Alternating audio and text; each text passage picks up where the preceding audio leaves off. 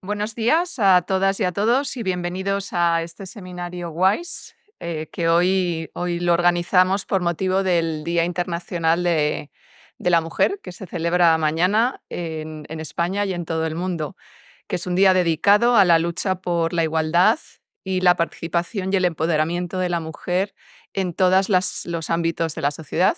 Y desde el CENIO pues, nos queremos unir a esta celebración. Damos una bienvenida especial también, que vemos gente que viene de fuera del CENIO y nada, encantados de teneros aquí.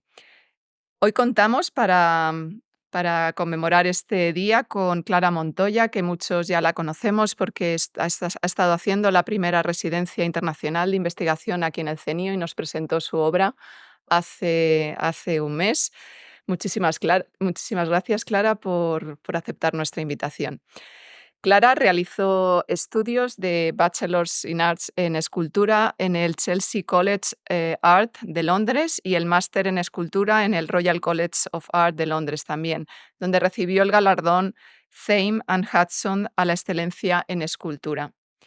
Entre las becas y premios que le han sido otorgados, entre ellos la primera residencia internacional además de la primera residencia internacional de investigación, destacan los de la Fundación Botín, la Cité Internacional des Arts en París, de Cooper Union en Nueva York, la Real Academia de España en Roma y la Jungen Akademik der Künste de Berlín. Clara ha expuesto en instituciones como el ADK y el Kunsthaus Benzanien de Berlín, el CEDAN de Huesca y el Centro del Carmen de Valencia. Ha trabajado con distintas galerías y ha participado en distintas ferias. Ahora, por ejemplo, su obra está en Arco. Sus obras se encuentran en las colecciones de distintos museos, como el Museo Nacional de Arte Contemporáneo Reina Sofía, la Colección de Arte Contemporáneo del Parlamento Europeo, la Colección Nacional de Arte Contemporáneo Español, la Fundación Botín, etc. El título de su charla de hoy es Ignotas y resueltas, que estamos deseando escuchar. Clara, cuando quieras.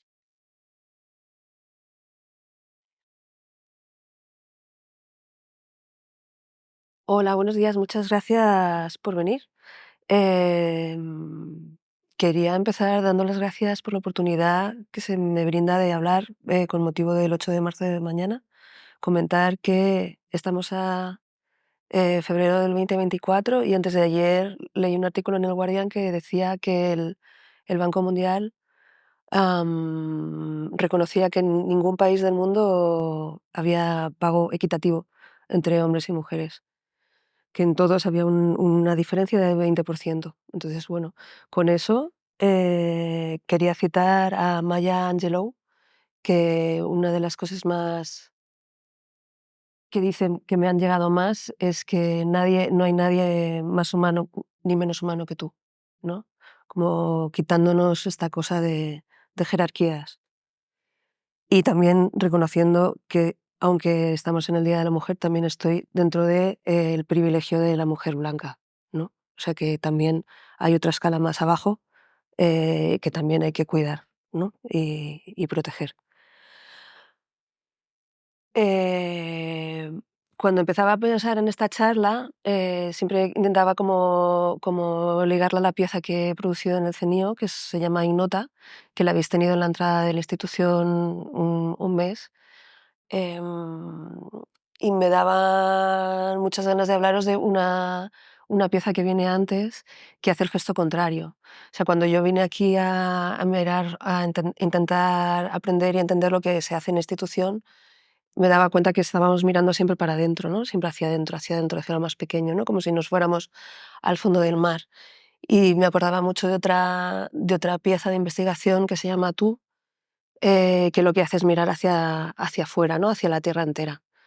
Em, Esta pieza empezó con una investigación en los museos vaticanos, con una serie de 50 entrevistas que hice a las restauradoras de los museos vaticanos, porque prácticamente todas son restauradoras, en el Museo de Antropología, en el Museo de Piedra, de Mármoles y Piedras Calcáreas y en el Museo de Metal, donde yo intentaba entender el vórtice que hace la pieza de arte, ¿no? Cuando tú generas una pieza, cuando construyes algo, realmente si hace el efecto deseado, existe una comunicación que va más allá del tiempo y del espacio, ¿no? Que es una relación con el objeto y al mismo tiempo se genera como una relación de confianza y de responsabilidad. Tú sueltas la pieza de arte y de repente ya otras gentes tienen que coger esa, ese cariño, ese respeto, ese cuidado de esa obra para que eso siga siendo arte. Es curioso porque el arte es algo que existe, pero es un acuerdo social,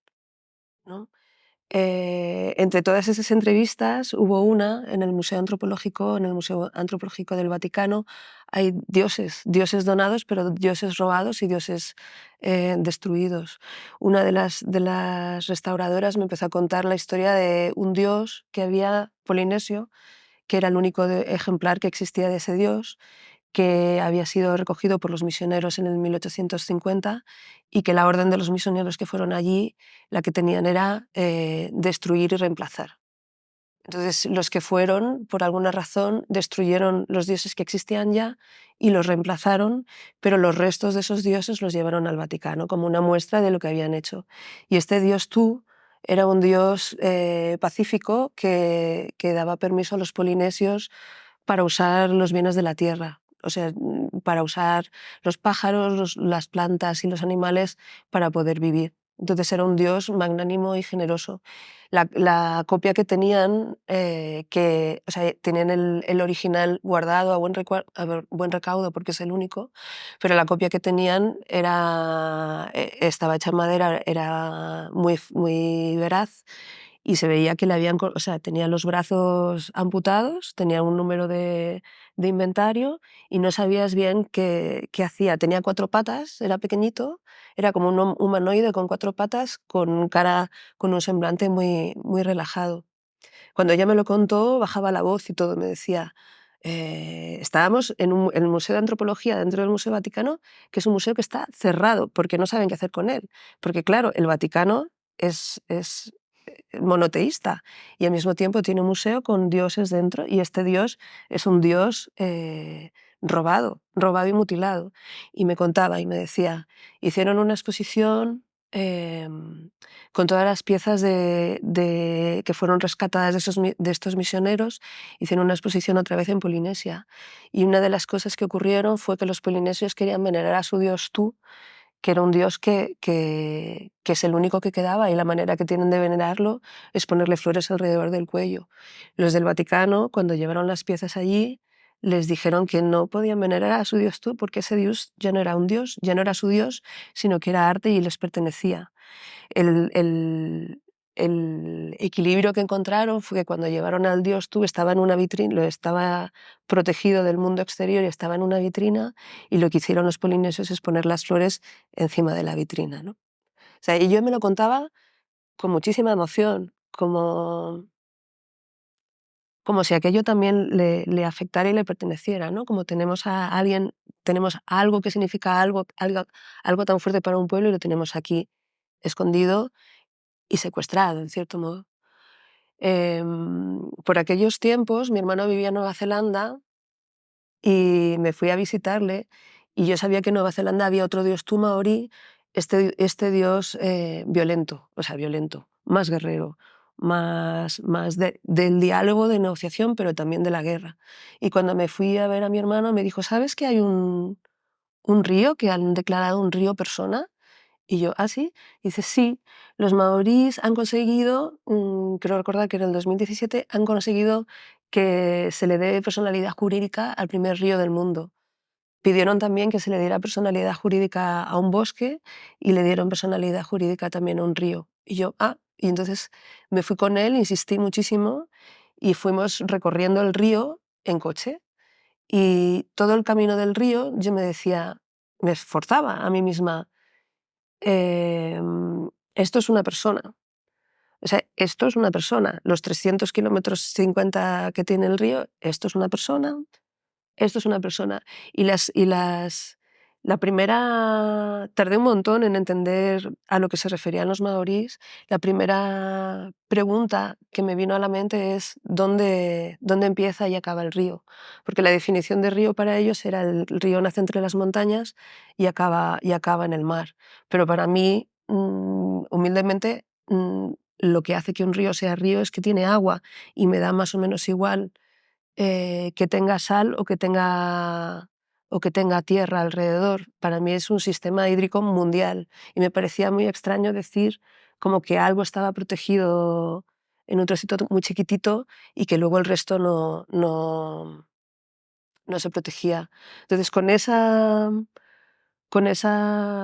idea en mente, con esas preguntas en mente, eh, hice una pieza que es la que estáis viendo ahora, que se llama, es toda una pieza que se llama Tú, que son 6 luces con varias capas que van por encima, que generan una variación muy ligera de luz que va desde iluminación total a oscuridad total, y empecé a hablar sobre el tema del río Persona, ¿no? Para mí, o sea, toda la exposición se llamaba Tú. Para mí, en contraste con la pieza que teníais aquí, es una pieza que habla de la narración o de lo que se investiga, pero intenta cambiar la narración social que existe. Cuando vosotros investigáis en los abismos de las células o en los abismos de lo microscópico, una de las cosas que os ocurre es que no tenéis todavía ninguna narración, o sea, estáis entrando en sitios donde la palabra todavía no existe, la sensación que tengo, y estáis intentando dar un sentido o una explicación no racional, pero verbal a algo que existe ya y que está funcionando de por sí. No es la mirada inquisitiva de la sociedad. En este otro lado, lo que ocurre es que cuando, cuando los maorís consiguieron que se declarara persona este río, lo que llevaba ocurriendo es que desde que llegaron los anglosajones 150 años antes, ellos estaban usando el río como materia de explotación y llevaban años y años de acuerdos, pero los maoríes le daban el valor a la palabra oral y los anglosajones le daban valor al contrato escrito, y hacían como que no había ningún tipo de respeto. O sea, como no firmaban los textos y como el contrato no se mantenía, llevaban como 150 años diciendo, bueno, pero tú me has dicho yo no sé cuántos, no sé qué. Cuando a lo largo de los 150 años lo que ocurrió es que los maorís fueron como realmente bastante eh, decimados, no sé si se dice eso en castellano, pero la sociedad los empobreció, les quitó la cultura y muchas cosas del lenguaje, y a lo largo de los años lo que consiguieron ellos es, bueno, fueron absorbidos y un poco como los griegos, colonizaron la cultura anglosajona de ahí, aprendieron el lenguaje legal y aprendieron el idioma. Y desde dentro consiguieron explicarle a los anglosajones que lo que ellos entendían como materia de explotación, los maorís lo entendían como una de las pocas cosas que queda todavía sin colonizar por el sistema económico, que es la familia. Los maoríes les explicaron a los anglosajones que para ellos el río Whanganui era familia, era un ancestro, y que no podía ser usado como un material. Les explicaron que el río no solamente era el río, sino que era el agua, la cuenca, los animales que en ella vivían, y ellos mismos pertenecían al río. Los maoríes tienen una expresión que dice: yo soy el río soy yo. O sea, como una primera vez que para mí era entender que estaban hablando de una persona, pero que era una persona compuesta de muchos otros elementos. Cuando nosotros hablamos de la idea de persona, es una idea que va a reducirlo al mínimo nivel, ¿no? Como la idea de la célula o una unidad indivisible. Ellos hablaban de un ecosistema, de una persona que era un ecosistema y que ese ecosistema había que defenderlo.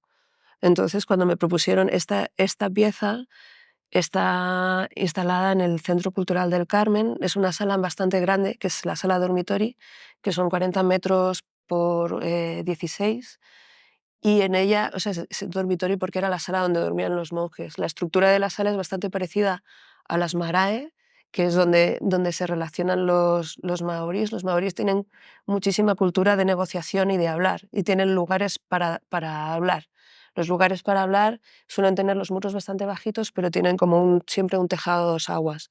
Y cuando llegué a esta sala, cuando me propusieron hacer una individual en este lugar, me recordó muchísimo las Marae y pensé que era el momento y el lugar indicado para hablar de esta historia, ¿no? De este cuento. Entonces, la manera que tenía de hablar de ello era también hacer una división muy nítida entre lo que existe y la narración que nosotros ponemos sobre ello. Es muy dura la pieza en sí. Son 6 máquinas que están construidas a mano, que tienen como 12 o 14 tiras LEDs en el interior, con todo el sistema de transformadores y cableado hacia adentro para que no generen nunca ninguna sombra, y son 4 capas de metal con sus hendiduras que van haciendo variaciones. Lo que veis, las variaciones que veis en la pantalla, que son 3,60 de alto por 12 de ancho, la pantalla esas variaciones pertenecen no solamente a la estructura de cada máquina, sino a las variaciones milimétricas de la construcción a mano. O sea, me importaba también mucho que fuera algo que fuera... le doy valor a la construcción propia de los objetos, porque es como si yo estuviera contando la historia. Muy rara vez, bueno, casi nunca, encargo algo o una solución técnica a otra persona que no esté yo supervisando o construyendo yo. Entonces, en esta exposición, que se llamaba Tú también, cambiándole el acento, porque el tú polinesio tiene un acento horizontal, y el tú maorí también, se llaman igual, pero mi tú es el tú, de quién eres, a cómo se define al otro. O sea, la mirada de uno cambia la libertad del otro, y también, o sea, como en reciprocidad también nos cambia nuestra propia historia. Entonces, esta exposición era, por un lado, una instalación de luz, por otro, el texto de ley maorí traducido al castellano, traducido al valenciano, que está el Centro del Carmen, está en Valencia, y un libro con un librito, que también es parte de la obra, que va sin ninguna imagen, que son 10 entrevistas a diferentes personas pensando sobre todo esto, porque para mí esta noción de río-persona, o de respetar un ecosistema como una persona, me interpelaba mucho, pero al mismo tiempo me costaba entenderla. Muchas preguntas, o sea, las preguntas más fuertes que me venían a la cabeza era: ¿dónde empieza y acaba el río? Si yo creo que es un sistema hídrico mundial. Em, ¿Cuál es mi río? Porque me daba cuenta que los maoríes tenían un apego a la tierra que yo ya no tengo, que a lo mejor no es característica mundial. Hay gente que sí lo tiene, pero yo no lo tengo, no reconozco nada de cercanía a mí, como si fuera familia mía. Eh, ¿Y quiénes son mis maorís? ¿No? ¿A quién dentro de mi sociedad estoy infligiendo ¿no? ese martilleo y ese borrado y esa humillación?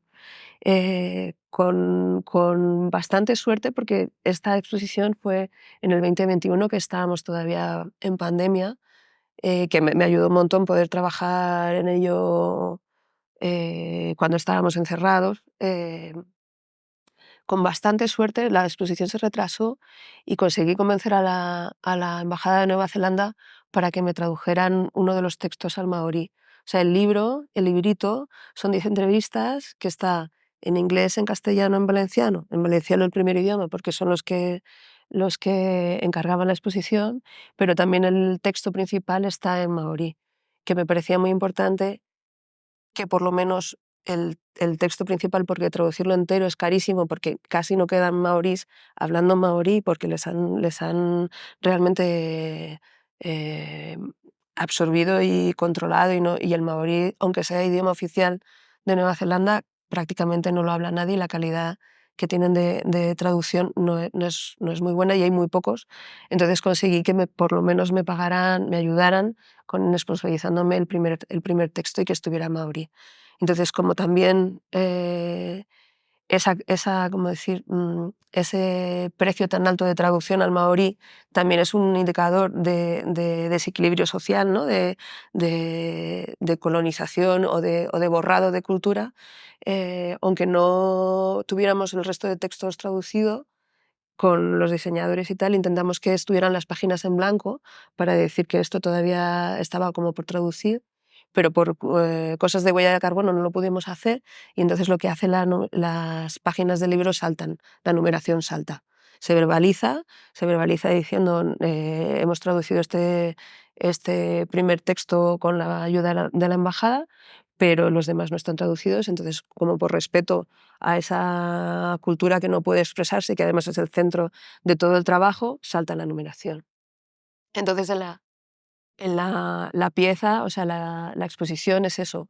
Por un lado, muy nítido, una instalación de luz que asemeja el reflejo de la luz sobre una superficie de agua, y por otro lado, un libro con textos, además de la ley traducida y los textos de ley traducidos al castellano y al valenciano para que sean más asequibles.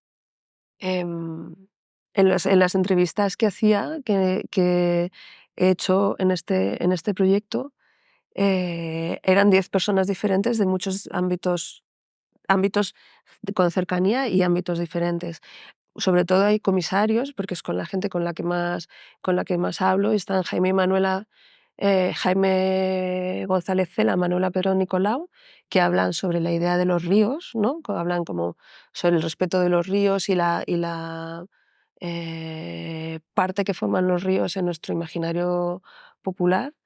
Luego hablaba con un economista que ya falleció, con Fernando Skornik, sobre la idea de propiedad privada, ¿no? Que el derecho a no pertenecer, porque una cosa que a un ecosistema que le das personalidad jurídica también se posee a sí mismo. No hay nadie que pueda ni venderlo ni comprarlo ni explotarlo. O sea, esto también es muy interesante con respecto a la economía del dinero. Con este economista hablábamos sobre la propiedad privada de la tierra, que él no...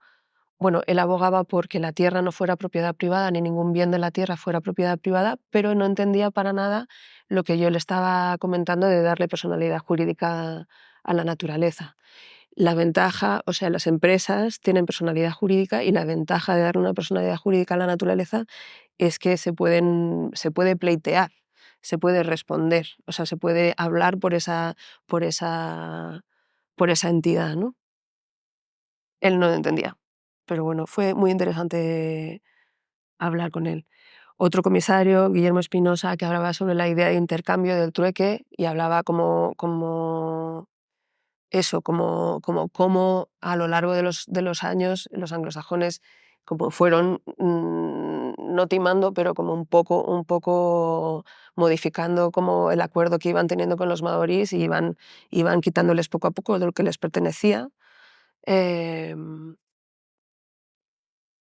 la idea de persona, o sea, la idea de persona, Sara García Fernández, que hablaba sobre los zoos, toda la construcción artificial de los zoos, cómo se considera el animal dentro de los zoos, cómo se tiene que ver, cómo se podría ver esa relación del humano con los animales. Con Cristina Morales, que es una escritora también, hablábamos sobre la noción de persona. A ella la contacté por un libro que escribió que se llama Lectura Fácil, que habla de gente, de la consideración como personas de gente con que se considera con discapacidad, ¿no? Entonces hablaba de la injusticia, de la restricción de libertad que sufren este tipo de personas porque la sociedad las considera menos capaces, ¿no? De las tutelas y todo esto. Y con ella estuve hablando de esa noción de persona y el respeto a las personas, y cómo hacer para que esté todo, que esa noción sea más amplia.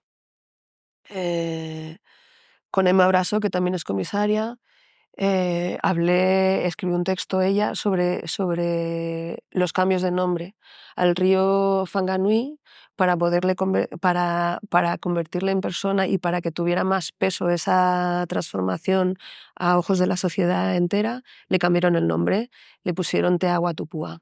De hecho, existe todo como un organigrama de personas y relaciones para que esa personalidad de Te Agua Tupua esté defendida y pueda hablar. O sea, el río tiene una cara humana que está compuesta por un representante maorí y un representante anglosajón y que se llama Tepo Tupua, con la que tú puedes hablar y puedes intentar tener relación. Eh, Otro comisario que hablaba como la idea de la propiedad privada y también el respeto a la naturaleza. Y ya los dos más lejanos y más bonitos, eh, bueno, también le escribí a Tepo Tupua, que me dijo que estaba muy ocupado y que no podía, la cara humana del río me dijo que no podía hacer estas cosas, pero que me deseaba mucha suerte. Y hablé con Chus Martínez, que es otra comisaria que habla sobre los océanos.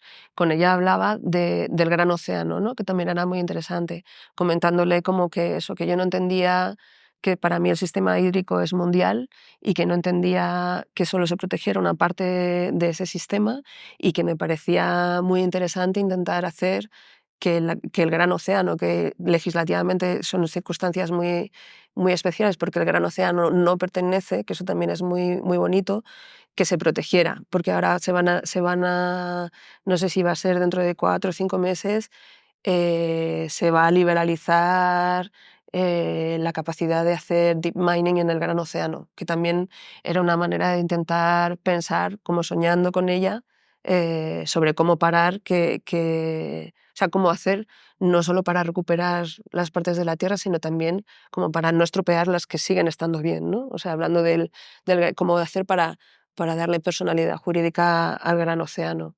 Y la última persona que es la persona que ha hecho que yo pudiera como pensar sobre esto y que respeto un montón es en un momento dado, antes de pandemia, quise cantar jazz, pero nunca llegué a cantar jazz. Me apunté a clases de cante flamenco y mi profesor de cante flamenco, que se llama Rafael Jiménez Falo, es de etnia gitana, es musicólogo de etnia gitana, y estuve yendo durante 3 años, todas las semanas, a clases de cante, a aprender cante. Y él poco a poco lo que me iba explicando, nos iba explicando de una manera bastante entrevedada con las clases de música, era la situación que había tenido el pueblo gitano. Él lo que nos explicaba era que cada melodía, las letras, curiosamente, suelen ser bastante anónimas. El cante gitano se estructura como el jazz, es un cante para cantarse, es muy bonito. Tienen los palos, que son los diferentes ritmos, y tú las melodías las puedes colocar en el orden que quieras. Las melodías solo tienen una estructura de alambre y tú los melismas los puedes poner para arriba o para abajo según lo que te pida tu voz.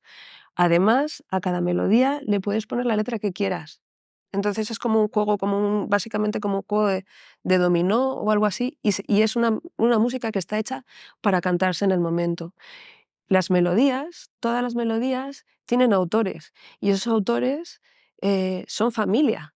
Él, cuando hablaba de la gente que eran autores de melodías, hablaba de abuelos, de bisabuelos, y cuando lo contaba, era una genealogía, para mí era una genealogía cantada. Para mí lo que nos estaba hablando era de su familia, de su sociedad. La Andonda, la Niña de los Peines y todo eso, son familia suya. Y luego también entre esas cosas, ¿no? Que de repente él nos explicaba, cuando se dice el canto de Triana, dice, no es verdad. Dice, Triana era un gueto.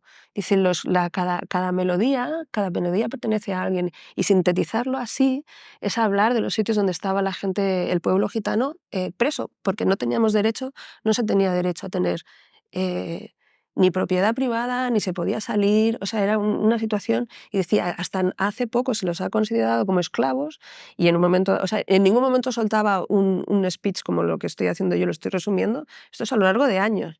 Y ya en un momento dado también nos dijo, como muchos gitanos, tenemos 2 nombres. Dice, por si acaso. Claro, él decía, yo tengo 2 nombres. Digo, por si acaso. Claro, y era por si acaso, y yo por si acaso me persiguen, por si acaso no sé qué. O sea, y este es un señor brillante, o sea, brillante, con una delicadeza, una paciencia, alguien que también ha tenido una vida muy dura, pero que no que no, que no pasa la violencia al otro, una paciencia infinita y una delicadeza y una comprensión de la música y del lenguaje maravillosa. Y gracias a él, cuando yo empecé a mirar la historia del río y empecé a mirar la historia de los maoríes, pues tuve como cierta sensibilidad, porque pude entender o pude empatizar con una situación tan humillante como la que ha tenido el pueblo gitano en, en nuestra sociedad, que todavía estamos un poco en ello, ¿no? O sea, los mitos. Y así, y él es la última persona. Entonces, cuando yo estaba pensando quiénes eran mis maorís, dije, Falo, o sea, el Cante. Y con él estuve hablando sobre la genealogía cantada. Yo le decía, vuestro río, que sois gentes que no habéis querido pertenecer y que sois nómadas, vuestro río persona es vuestro cante flamenco, vuestra música, vuestra maravillosa música, que no solamente habla de música y de expresión individual, pero que habla de toda la historia de las gentes que habéis tenido antes de vosotros, de vuestra familia, ¿no? Que ahí es donde tenía la esta. Y la verdad es que os podría seguir hablando, pero creo que no mucho más. Em, ¿Cómo decir? Con esta historia, o sea, ¿no? O sea, para mí, cuando hice el librito este, es el único monográfico que tengo. Es bastante curioso porque es el único monográfico que tengo y en el único monográfico que tengo decidí expresamente no poner nada mío. Lo único mío es como el título, la dirección y todo lo demás son otras personas hablando. Y además también quité las imágenes, o sea, como separé las dos cosas tal. Luego se puede buscar, se pueden escuchar los textos y las entrevistas y se puede acceder al vídeo por internet y todo esto. Pero como conclusión, la verdad, em, para mí la ligación con el decenio era un poco eso, o sea, ¿cómo decirlo? Esto es una reflexión sobre el cambio de discurso que ponemos sobre la realidad, sobre cómo modificar, sobre la idea de diálogo.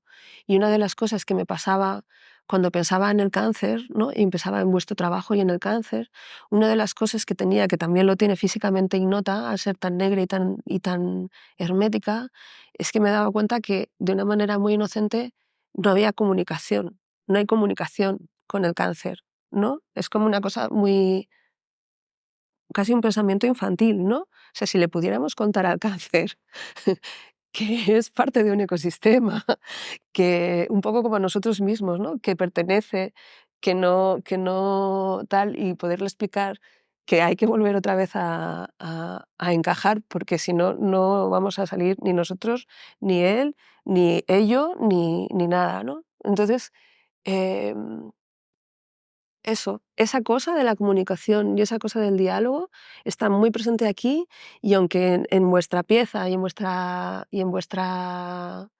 Ignota esté cerrada, para mí es parte de lo mismo. O sea, es eso, como algo que descarrila y que no se da cuenta que está descarrilando, ¿no? Entonces, bueno, y lo último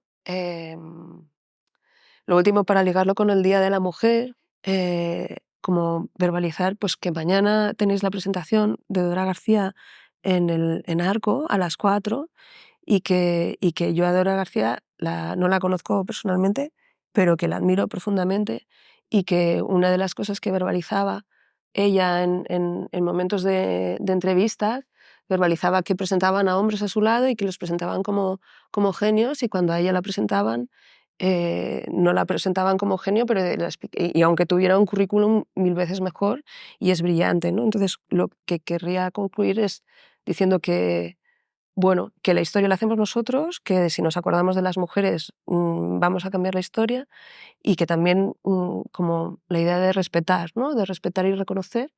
Así que me gustaría decir que Dora García es un genio o una genia y que con eso acabo, ¿no? Con todos mis respetos.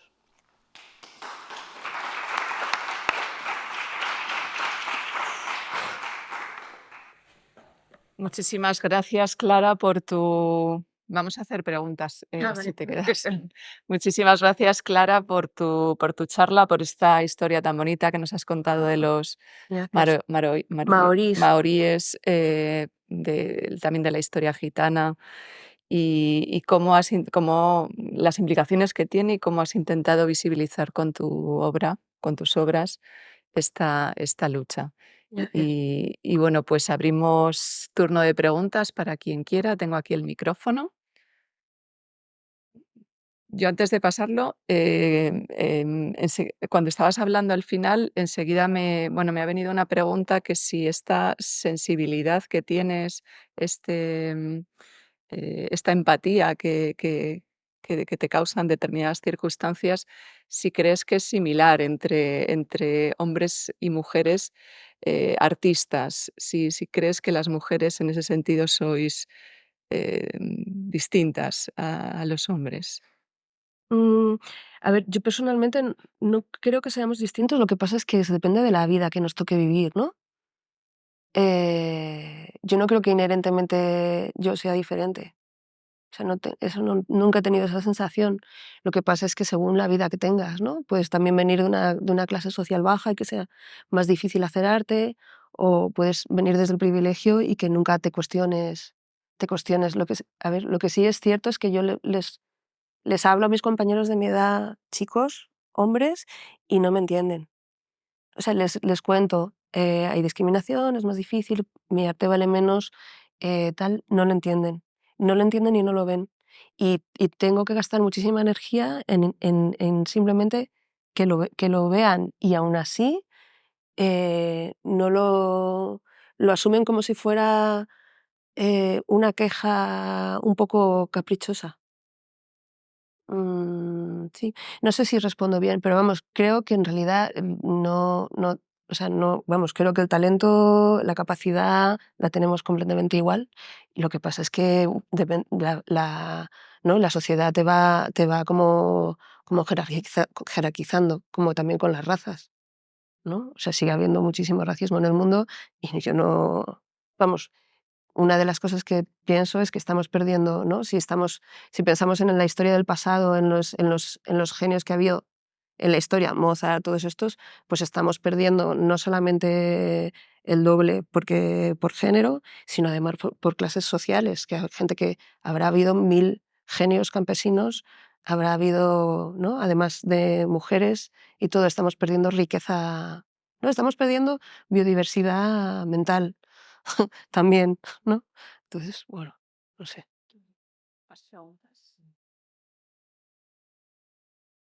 Bueno, Clara, muchas gracias por la charla, me ha encantado, Gracias. me ha gustado ver cómo haces también investigación, de cómo tienes que hacer toda esta investigación para terminar en esta pieza, ¿no? Mm. Que entiendo que está permanentemente en el Centro del Carmen, o sea, ¿se puede No, no, visitar? era una temporal. Es temporal. Se va a volver a enseñar en abril en Conde Duque, en la sala de En Conde Duque, caballerizas. vale, Sí. muy bien, pues iré a verla. Y después esto que has contado de los maoríes me ha recordado a lo que pasó en Estados Unidos en 1970, que esto creo que pasó antes a lo mejor que el hacer a este río A ver. personalidad jurídica. En Estados Unidos en 1970 una mujer, y hoy es el Día de la Mujer, entonces Rachel Carson escribió un libro que se llamó Primavera Silenciosa, que fue el Sí. inicio de todos los movimientos ecologistas y que llevó al presidente Nixon, fíjate, o sea, un presidente conservador, no demócrata, a hacer la ley de protección de ríos y aguas, etcétera. Mira qué bien. Y esto fue la influencia de una mujer, Sí, sí. Rachel Carson. Entonces quería mencionarla en el Día de la Mujer y porque me ha recordado a raíz de tu obra, de tu pieza. Sí. Pues muchas gracias. Una cosa también que no he comentado es que a raíz de esta exposición la gente me hablaba del mar menor persona, que había una iniciativa legislativa popular del mar menor persona que se consiguió. O sea, en ese momento se estaba en proceso. Cuando me acabé la exposición, me puse a ayudarles a recoger firmas y me metí en ello y acabé conociendo a la persona que está muy detrás de ello, que es Teresa Vicente, que sigue, en realidad, ha conseguido que el mar menor sea han conseguido que el mar menor sea persona, y lo que están intentando es hacer ya que la naturaleza entera sea persona, pero a nivel mundial. O sea, se están organizando con las universidades. Les acompañé a la ONU el año pasado, en abril pasado, para pedir precisamente eso, que que se hiciera una asamblea de la tierra para poder dar personalidad jurídica a la naturaleza, para que no esté desprovista de protección ante las empresas, o sea, como un poco equilibrarlas estas. Y bueno, esto también decir eso, que Teresa Vicente es otra mujer magnífica y maravillosa. Eso. Muchas gracias. ¿Más preguntas? Nada, ya está. Nada, tenemos una.